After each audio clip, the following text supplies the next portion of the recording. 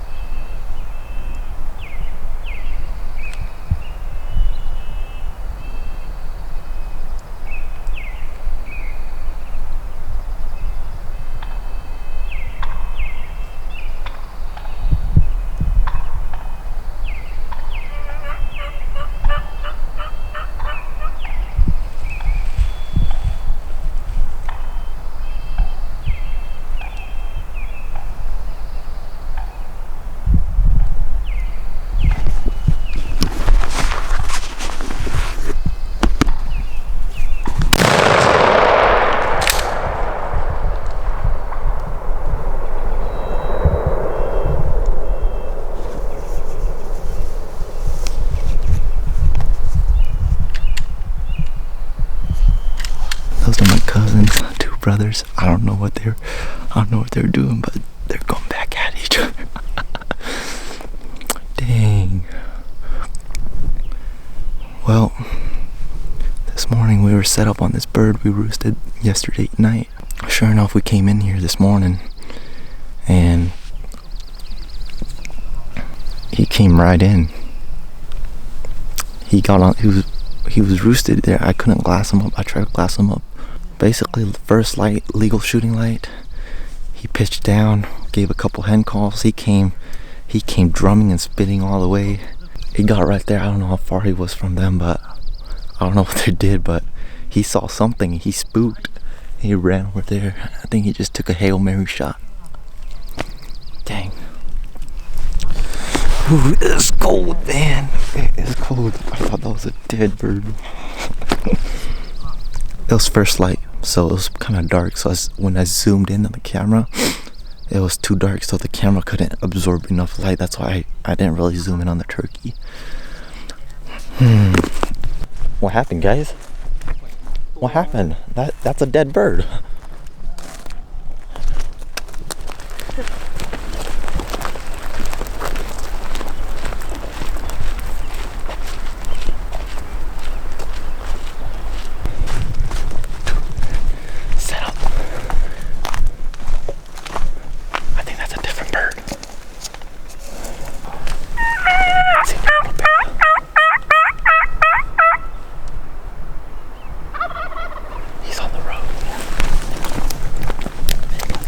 We missed that one. We came up the ridge. We located. There was one that gobbled right on the road. We're gonna see if we can pull him up.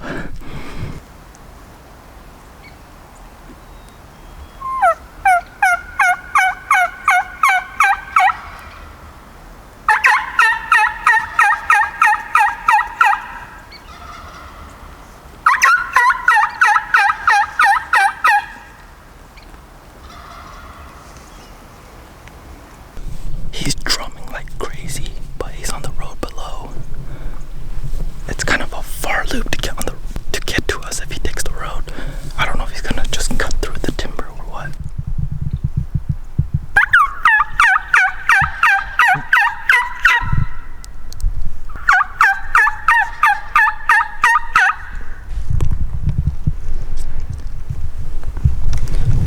I'm in a bad spot.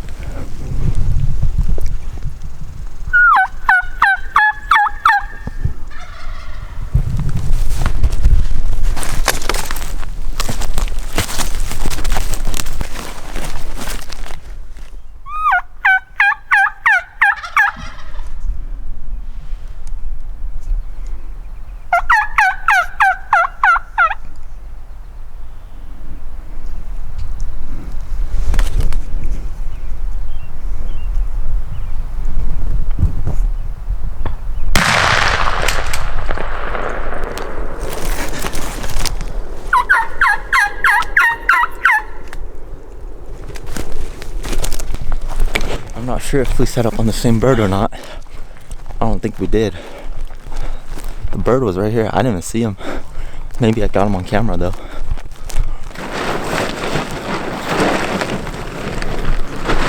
Well, so earlier the bird was just right up here, and so where we were, there's another road below. He got onto the road.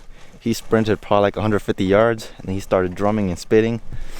And I was sitting on the road he was on, so I thought he was gonna come right around to me. That's why I ran, tried to get out of the way. He didn't do that. He just cut straight up to where the noise was coming from.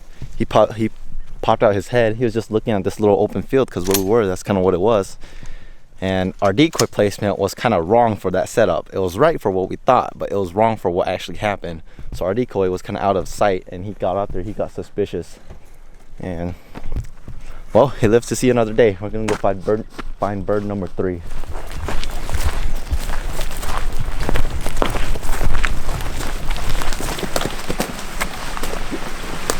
Got a bird gobbling down there. We're set up on this ridge. We'll see if we can pull him up.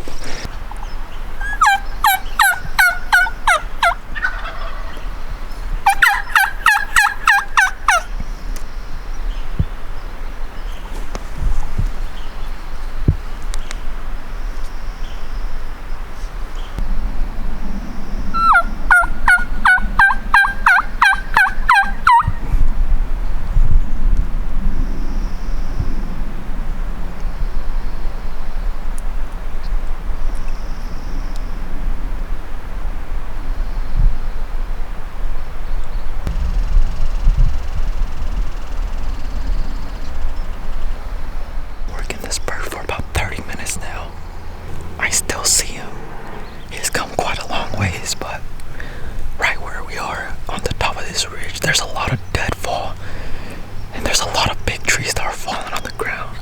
He doesn't seem committed enough to work around the deadfall, so he's just basically hanging out behind this big old log. He's strutting and everything. He's got two hens with him.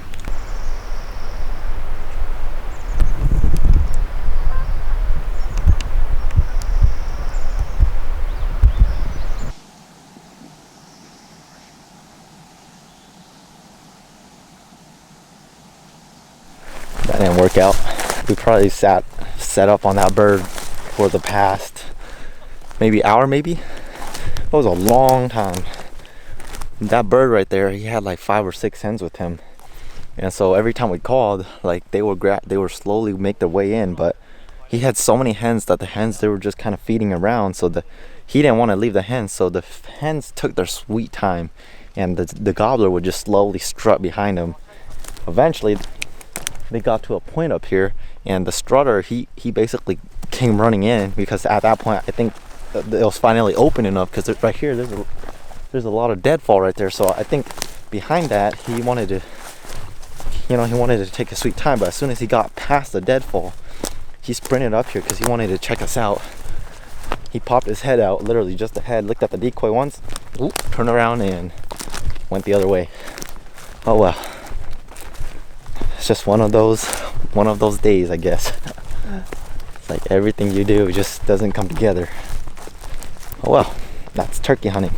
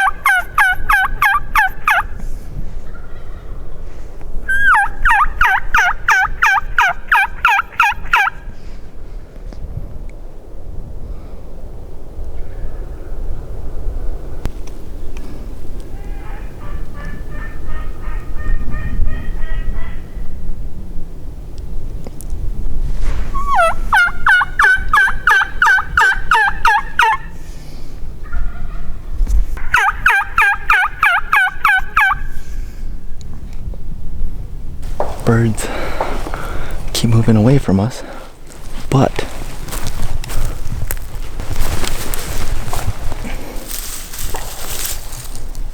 you see this?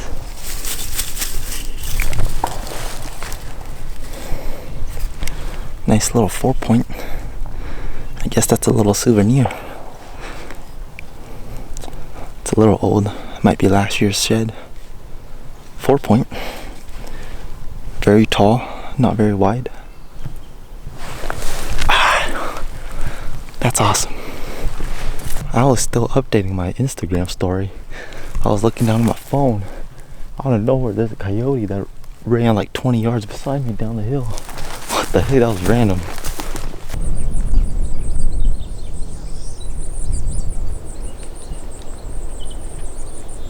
There's a lot of deer. Tons of deer. I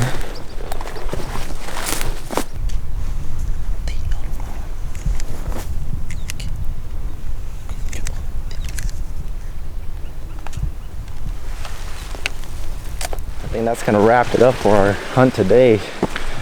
Lots of opportunities, just couldn't capitalize. But I guess that's just how hunting goes sometimes. Our shooter is usually a sharpshooter, but for some reason today he just wasn't in his A game. But it's okay, we've all been there. It's not always perfect. You're not always gonna hit. You're gonna eventually miss. And so today I just wanted my cousin to just shoot, because both David and myself, we already got one turkey each, so he hasn't got one yet, so we wanted him to get on the board. So today I just let him shoot. I still have my second tag, but I'll save it for another time. But yeah, lots of encounters today, lots of lessons learned. Head back to the car and we're done for today. So hope you guys enjoyed episode 2. We'll definitely be back out and film episode 3. So as you guys can see, had couple opportunities to notch our tag, but we just came short. We just couldn't seal the deal for some reason. And so yeah, once again, for this final segment of the video, I'm just gonna kind of recap what happened on the hunt and pretty much just tell you guys what we've learned and what happened and what we could have done and what we should have done and all those things. So we left Friday evening, and then we got there pretty late. We got there pretty much like right at around 9 o'clock at night, pretty much at our last spot right before we got to our camping spot.